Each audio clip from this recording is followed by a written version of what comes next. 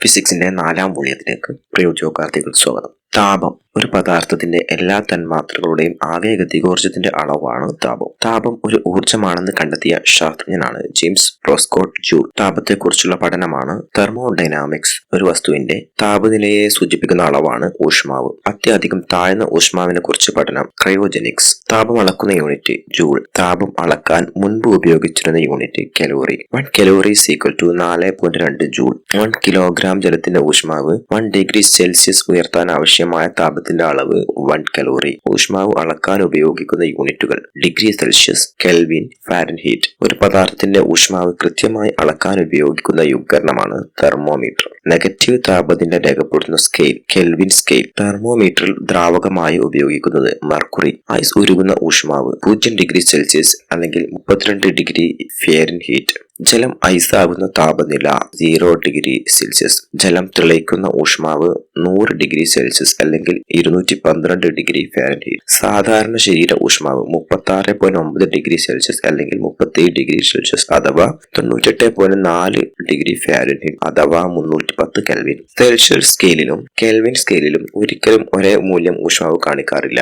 കേവല 0 ഒരു പദാർത്ഥത്തിലെ എല്ലാ തന്മാത്രകളുടെയും ചലനം മുഴുവനായും നിലയ്ക്കുന്ന ഊഷ്മാവാണ് അബ്സല്യൂട്ട് 0 അഥവാ കേവല 0. കേവല 0 എന്നാൽ -273.15 ഡിഗ്രി സെൽഷ്യസ്. സൂര്യന്റെ ഉപരിതല താപനില 5500 ഡിഗ്രി സെൽഷ്യസ്. സൂര്യന്റെ താപനില അറിയുവാനുള്ള ഉപകരണം പൈറോമീറ്റർ. ഏറ്റവും കൂടുതൽ താപം ആഗിരണം ചെയ്യുന്ന നിറം കറുപ്പ്. താപത്തെ കടത്തിവിടുന്ന വസ്തുക്കളാണ് താപചാലകങ്ങൾ. താപത്തെ കടത്തിവിടാത്ത വസ്തുക്കൾ കുചാലകങ്ങൾ, ഇൻസുലേറ്ററുകൾ. സെൽഷ്യസ് സ്കെയിൽ കണ്ടുപിടിച്ചത് ആൻഡേഴ്സ് സെൽഷ്യസ്.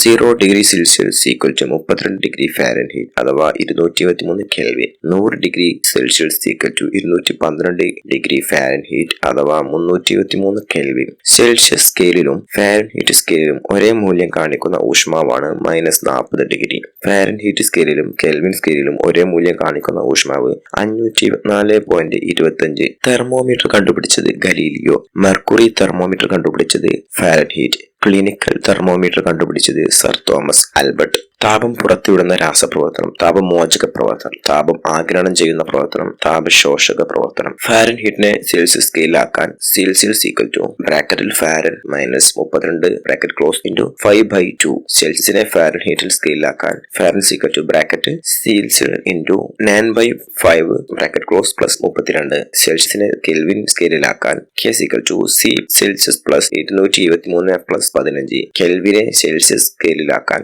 സെൽഷ്യസ് K - 273.5 താപപ്രസരണം. താപപ്രസരണം നടക്കുന്ന 3 രീതികളാണ്: ചലനം, സംവഹനം, വികിരണം. തന്മാത്രകളുടെ സഞ്ചാരമില്ലാതെ അവയുടെ കമ്പനം മൂലം താപം ഒരു സ്ഥലത്ത് നിന്ന് മറ്റൊരു സ്ഥലത്തേക്ക് പ്രസരിക്കുന്ന പ്രക്രിയയാണ് ചലനം. ഖരപദാർത്ഥങ്ങളിൽ താപം പ്രസരിക്കുന്ന രീതിയാണ് ചാലനം. ദ്രാവകങ്ങളിലും വാതകങ്ങളിലും നടക്കുന്ന താപപ്രസരണ രീതിയാണ് സംവഹനം. കരക്കാറ്റിനും കടൽക്കാറ്റിനും കാരണം സംവഹനം. സൂര്യനിൽ നിന്നുള്ള താപം ഭൂമിയിലെത്തുന്ന രീതി വികിരണം. ഒരു പദാർത്ഥത്തിന്റെ താപനില 1 ഡിഗ്രി സെൽഷ്യസ് ഉയർത്താൻ ആവശ്യമായ താപം താപധാരിത. ഒരു മാധ്യമത്തിന്റെ സഹായമില്ലാതെ താപം പ്രസരിക്കുന്ന രീതി വികിരണം. താപീയ വികാസം. ചൂടാകുമ്പോൾ വസ്തുക്കൾ വികസിക്കുന്ന പ്രതിഭാസമാണ് താപീയ വികാസം. പദാർത്ഥങ്ങൾ ചൂടാകുമ്പോൾ വികസിക്കുന്നു, തണുപ്പിക്കുമ്പോൾ സങ്കോചിക്കുന്നു. ചൂടാകുമ്പോൾ ഏറ്റവും കൂടുതൽ വികസിക്കുന്നത് വാതകങ്ങളാണ്. ചൂടാകുമ്പോൾ ഏറ്റവും കുറഞ്ഞ തോതിൽ വികസനം സംഭവിക്കുന്നത് ഖരപദാർത്ഥങ്ങൾ. ചൂടാകുമ്പോൾ ദ്രാവകങ്ങൾ ഖരപദാർത്ഥങ്ങളെക്കാൾ കൂടുതൽ വികസിക്കുന്നു.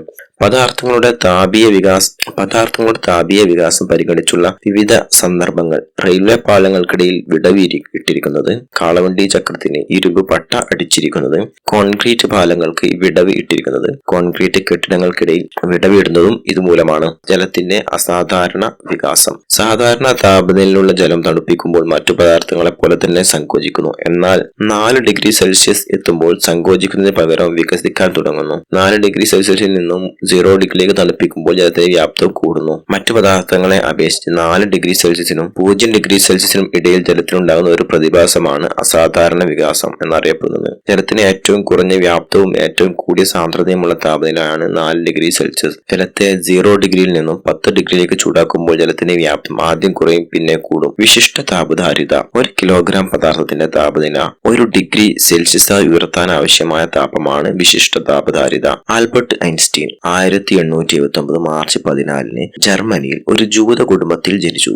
ആധുനിക ഭൗതിക ശാസ്ത്രത്തിന്റെ പിതാവായി വിശേഷിക്കപ്പെടുന്നു. 1905 വിശിഷ്ട ആപേക്ഷിക സിദ്ധാന്തവും 1915 പൊതു ആപേക്ഷിക സിദ്ധാന്തവും അവതരിപ്പിച്ചു. ഊർജവും ദ്രവ്യവും ഒരേ അസ്തിത്വത്തിന്റെ തന്നെ രണ്ട് വ്യത്യസ്ത രൂപങ്ങളാണെന്ന് സമർത്ഥിച്ചു. ഫോട്ടോ ഇലക്ട്രിക് പ്രഭാവത്തിന് വ്യക്തമായ വിശദീകരണം നൽകിയത് 1921 ഭൗതിക ശാസ്ത്രത്തിനുള്ള നോബൽ സമ്മാനം ലഭിച്ചു. 1955 ഏപ്രിൽ 18 അന്തരിച്ചു.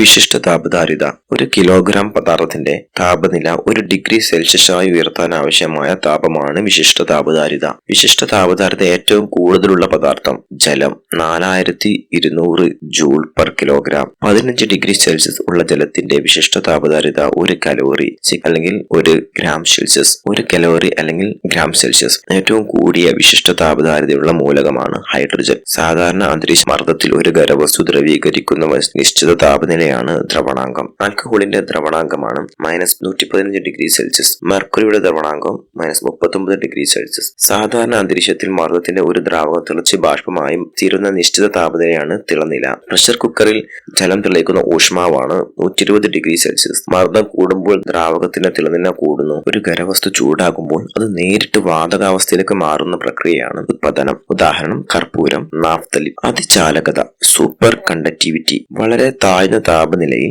വൈദ്യുത പ്രതിരോധം പൂർണ്ണമായും ഇല്ലാതായി തീരുന്ന പ്രതിഭാസമാണ് അതിചാലകത സൂപ്പർ കണ്ടക്ടിവിറ്റി. അതിചാലകത കണ്ടെത്തിയത് ഡച്ച് ശാസ്ത്രജ്ഞനായ കമർലിംഗ് ഓൺസ് 1910. മെർക്കുറി അതിചാലകത പ്രദർശിപ്പിക്കുന്ന താപനിലയാണ് 4.2 കെൽവിൻ. ഒരു ചാലകത്തിന്റെ പ്രതിരോധം പൂർണ്ണമായി നഷ്ടപ്പെടുന്ന താപനില ക്രിട്ടിക്കൽ താപനില.